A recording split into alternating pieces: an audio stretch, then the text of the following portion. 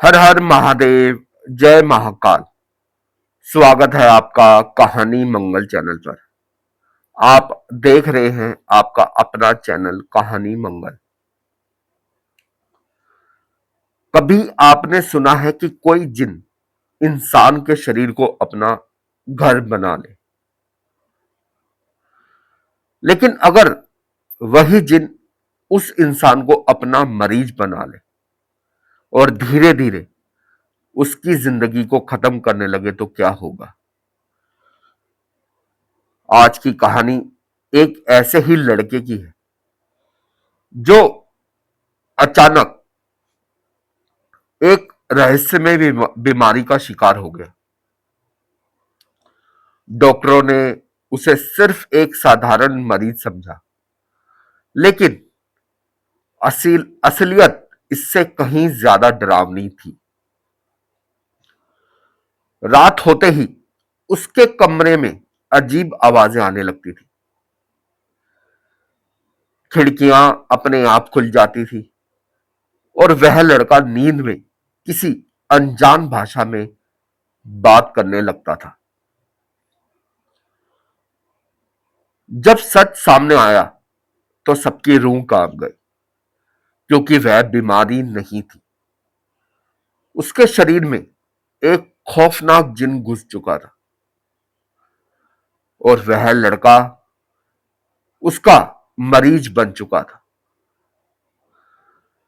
आज की यह कहानी इतनी डरावनी है कि इसे सुनकर शायद आपको भी रात को नींद ना आए, क्योंकि यह सिर्फ एक कहानी नहीं बल्कि एक ऐसी घटना है जिसे सुनकर लोग आज भी डर जाते हैं। उत्तर प्रदेश के एक छोटे से कस्बे में नदी के किनारे एक पुराना घर था।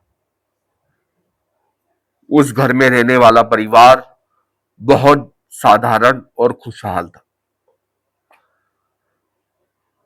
परिवार में पिता रमेश, मां सावित्री और उनका इकलौता बेटा दीपक रहता था। दीपक लगभग 22 साल का था और कॉलेज में पढ़ता था।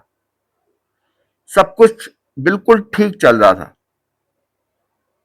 लेकिन एक दिन अचानक दीपक की तबीयत बिगड़ने लगी।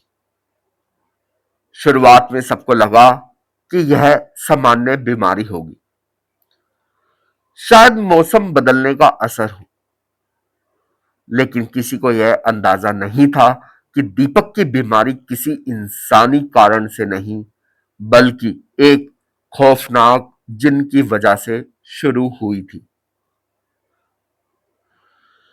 पहले पहले दीपक को सिर्फ हल्का बुखार आता था। वह रात को अचानक पसीने से भीग जाता था और अजीब अजीब सपने देखता। कई बार वह नींद में चीखने लगता, मुझे छोड़ दो, मुझे मत पकड़ो, मैं नहीं जाऊंगा। उसकी मां सावित्री घबरा जाती। वह उसे जगाती तो दीपक की आंखें लाल हो जाती और चेहरा ऐसा लगता जैसे वह बहुत डर गया हो। धीरे धीरे दीपक की हालत और खराब होने लगी। उसका शरीर कमजोर होने लगा और उसका व्यवहार भी बदलने लगा। एक रात की बात है। दीपक अपने कमरे में अकेला सो रहा था। आधी रात के करीब अचानक कमरे की खिड़की अपने आप खुल गई। बाहर से ठंडी हवा अंदर आने लगी। दीपक की आंखें खुली तो उसने देखा कि कमरे के कोने में कोई काला साया खड़ा है। वह साया धीरे धीरे उसकी ओर बढ़ रहा था। दीपक डर के मारे कांपने लगा। उसने आंखें बंद कर ली, लेकिन जब उसने दोबारा आंखें खोली तो वह साया बिल्कुल उसके सामने खड़ा था। उसकी आवाज भारी और डरावनी थी। तुम अब मेरे हो, तुम्हारा शरीर अब मेरा घर है। दीपक जोर से चीखा, लेकिन उसके मुंह से आवाज ही नहीं निकली। अगले दिन सुबह जब उसकी मां कमरे में आई तो दीपक बिस्तर पर बैठा था, लेकिन उसका चेहरा बिल्कुल बदल चुका था। उसकी आंखों के नीचे गहरे काले घेरे थे। उसकी नजरें खाली खाली लग रही थी। उस दिन के बाद दीपक की बीमारी और बढ़ती चली गई। डॉक्टरों को दिखाया गया, कई टेस्ट हुए, लेकिन कोई बीमारी समझ में नहीं आई। रिपोर्ट बिल्कुल सामान्य आती, लेकिन दीपक की हालत दिन ब दिन बिगड़ती जा रही थी। सबसे घबराने वाली बात यह थी कि जब एक रात दीपक अचानक उठकर अजीब अजीब भाषा में बोलने लगा, वह आवाज दीपक की नहीं लग रही थी। उसकी मां ने डरते हुए पूछा, बेटा क्या हुआ तुम्हें? लेकिन दीपक ने जो जवाब दिया उसे सुनकर उसकी मां सावित्री के पैरों तले जमीन खिसक गई। दीपक की आवाज में किसी और की आवाज घुली हुई थी। मैं दीपक नहीं हूं, मैं वो हूं जो इस घर में कई सालों से भटक रहा था। यह सुनकर घर में सन्नाटा छा गया।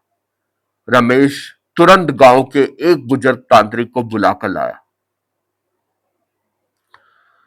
जब तांत्रिक ने दीपक को देखा तो उसका चेहरा गंभीर हो गया। उसने धीरे से कहा, इस लड़के के अंदर एक जिन बैठ चुका है और वह इसे धीरे धीरे खत्म कर रहा है। उसकी मां रोने लगी। उसने तांत्रिक से कहा, बाबा मेरे बेटे को बचा लो। तांत्रिक ने अगले दिन झाड़ फूंक शुरू किया। दीपक को एक कमरे में बिठाया गया और चारों तरफ मंत्र पढ़े जाने लगे। जैसे जैसे मंत्र तेज होते जाते, दीपक का शरीर कांपने लगा। अचानक दीपक जोर से हंसने लगा, एक ऐसी हंसी जो इंसानी नहीं थी। फिर वह बोला, तुम मुझे नहीं निकाल सकते, यह अब मेरा मरीज है, मैं इसे धीरे धीरे खत्म करूंगा। कमरे में मौजूद सभी लोगों की रूह कांप गई। दीपक की आंखें पूरी तरह सफेद हो गई थी और उसका शरीर जमीन से थोड़ा ऊपर उठने लगा। तांत्रिक ने जोर से मंत्र पढ़े और दीपक के ऊपर गंगा जल छिड़का। अचानक दीपक जोर से चिल्लाया और जमीन पर गिर पड़ा। कुछ देर के लिए सब शांत हो गया, लेकिन उसी रात दीपक की हालत और भी डरावनी हो गई। वह आधी रात को उठकर दीवार पर नाखूनों से अजीब निशान बनाने लगा। सुबह जब परिवार ने देखा तो दीवार पर एक ही बात बार बार लिखी थी, यह मेरा मरीज है। उस दिन के बाद दीपक की हालत इतनी खराब हो गई कि वह ठीक से चल भी नहीं पाता था। डॉक्टरों ने जवाब दे दिया। अब उनके घर वालों को कुछ समझ नहीं आ रहा था। तांत्रिक ने आखिरी बार कोशिश की और एक लंबा अनुष्ठान किया। जैसे जैसे मंत्र पढ़े जा रहे थे, कमरे में अजीब सी बदबू फैलने लगी। अचानक दीपक ने आंखें खोली और एक भारी आवाज में बोला, मैं जा रहा हूं, लेकिन यह लड़का अभी भी पहले जैसा नहीं होगा। इतना कहकर दीपक बेहोश हो गया। जब वह होश में आया तो उसे पिछले कई महीनों की कोई याद नहीं थी। उसकी जान तो बच गई, लेकिन वह हमेशा के लिए कमजोर और बीमार हो गया। आज भी गांव के लोग कहते हैं कि उस घर के आसपास रात में कभी कभी एक काला साया दिखाई देता है और धीमी धीमी आवाज में वही शब्द सुनाई देते हैं, मेरा मरीज। कई लोग मानते हैं कि यह जिन अभी भी वहां भटक रहा है और किसी नए शरीर की तलाश में। तो दोस्तों, यह थी मरीज बना जिन की खौफनाक कहानी। एक ऐसा जिन जो इंसान के शरीर में घुसकर उसे अपना मरीज बना लेता है और धीरे धीरे उसकी जिंदगी पर कब्जा कर लेता है। लेकिन सबसे बड़ा सवाल आज भी यही है, क्या वह जिन सच में उस लड़के को छोड़कर चला गया था, या फिर आज भी कहीं किसी नए शरीर की तलाश में भटक रहा है? क्योंकि कहते हैं कुछ जिन इंसानों से सिर्फ बदला नहीं लेते, बल्कि उन्हें अपना मरीज बनाकर हमेशा के लिए अपना कब्जा कर लेते हैं। अगर आपको यह डरावनी कहानी पसंद आई हो तो वीडियो को लाइक करें, चैनल को कहानी मंगल को सब्सक्राइब करें और बेल आइकन जरूर दबाएं, क्योंकि यहाँ आपको मिलती है ऐसी ही सच्ची रूह कपा देने वाली डरावनी कहानी। तो दोस्तों, वीडियो पसंद आई हो तो लाइक करें, चैनल को सब्सक्राइब जरूर करें। मिलेंगे नेक्स्ट वीडियो में। अगर आपके पास भी कोई ऐसी कहानी है जो सच्चाई से भरी है, कुछ ऐसी घटना घटित हुई है, तो हमारे साथ जरूर शेयर कीजिए, हम और लोगों को वो कहानी सुनाएंगे। मिलेंगे नेक्स्ट वीडियो में, तब तक आप अपना अपने परिवार का ध्यान रखिए। एक बार जरूर प्यार से बोलिए हर हर महादेव, जय महाकाल। धन्यवाद।